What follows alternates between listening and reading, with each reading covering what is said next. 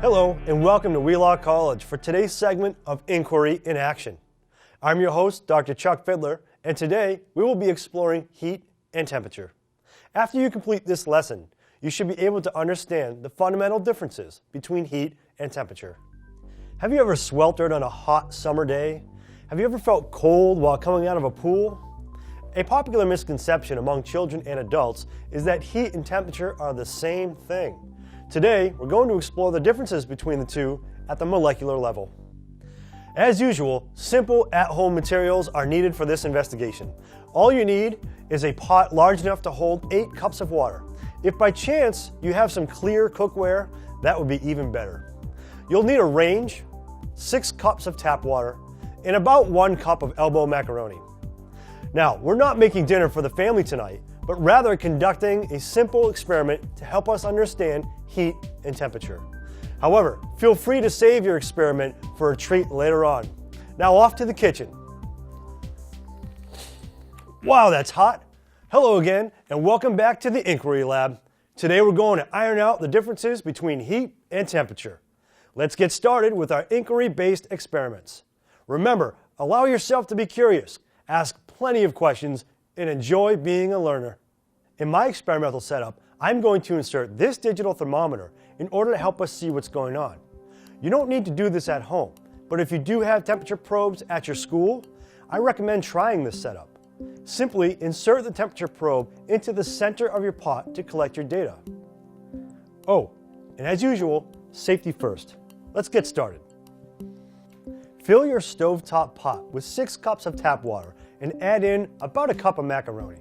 Place the pot on your stovetop, uncovered, and turn the stove burner on high. In your science notebook, create a data table of qualitative observations whenever you observe a change in the macaroni-water combination. Repeat numerous times, carefully writing down your observations in your science notebook. After the macaroni has come to a full boil, turn off the burner and let the macaroni water cool. Continue to make observations as to the state of the macaroni-water combination until the macaroni ultimately comes to a rest. Can you apply this concept to different states of matter? I have a challenge for you. Explain how the macaroni changed its state of motion while the water was heating up and cooling down.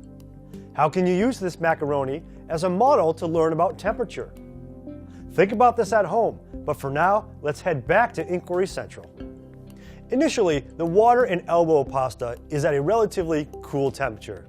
This is represented by the pasta sitting calmly on the bottom of the pot, indicating particles, or atoms and molecules, in a particular substance.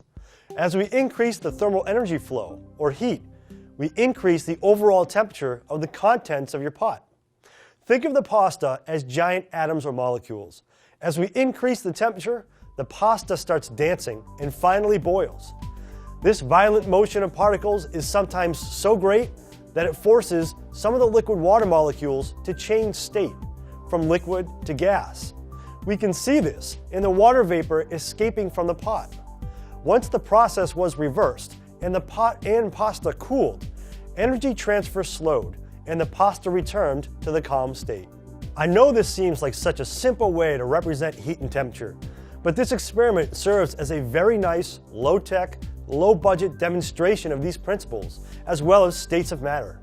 You can see evidence of heat and temperature all around the kitchen. Just remember, don't scorch the goat. That's all the time we have for today. This is Dr. Chuck Fidler for Inquiry in Action. We'll see you next time.